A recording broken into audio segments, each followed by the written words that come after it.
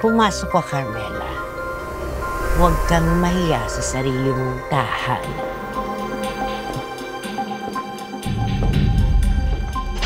Siya si Carmelita Montecarlos.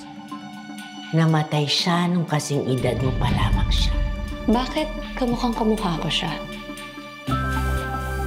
Diary ito ni Carmelita.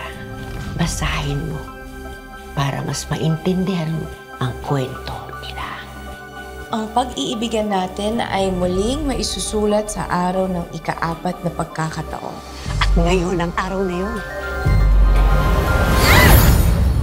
Carmelita? Nasaan ako? Anong lugar to? Kailangan ko umuwi! Sa panahong ito, mabubuhay ka bilang si Carmelita.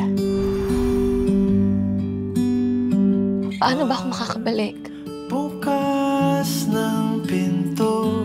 Ipinagkasundo sina Carmelita at Juanito ng kanilang mga magulang. Nakaabang. Pero nabago ang lahat nang pinatay si Juanito sa araw ng kanilang kasal. Kailangan pigilan mo ang tadhana. Hindi kayo maaaring magkatuluyan ni Juanito. What if sabihin ko na lang sa kanila na hindi ako si Carmelita? Nagaling ako sa future. Walang ibang daan pabalik sa panahon mo, kundi mo matapos ang mission mo dito. Huwag kang mag-alala, Binibini. Andito ako para saluhin ka. Binibini! Dear Diary, hindi pwedeng palaging ganito. Kailangan ko siyang iwasan or else hindi ako makakabalik sa panahon ko. Naloloka, Carmela.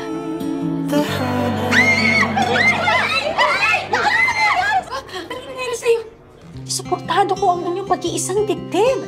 Akala ko hindi mo na makakalimutan si Leandro. Leandro? Sino si Leandro? Nabalitaan kong ikakasal na raw kay Juanito. Aking gagawin ang lahat upang tayo ay magkabalikan. Leandro?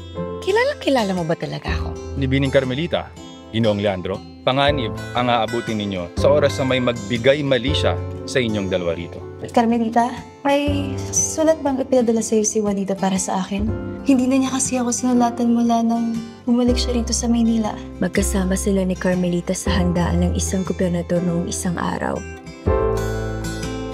Bakit tila pakiramdam ko iniiwasan mo ako? Oh no! Hindi ako pwede ma-inlove kay Juanito. Mas masaya ako kapag ikaw ang aking kasama. Mas magaan ang pakiramdam ko pag ikay aking napapangiti. Di kalaunan, naging malinaw na sa akin na umiibig na ako sa'yo. Mahirap mangako na di na kita isipin.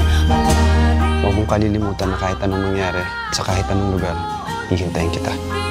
Lang natin ngayon ay aking aaminin sa isip na lang. Alam ko sa sarili ko na hindi na ako maliligtas sa katotohanan. Mahuhulog na ako sa kanya. Nagustuhan mo ba, Binibining Carmela?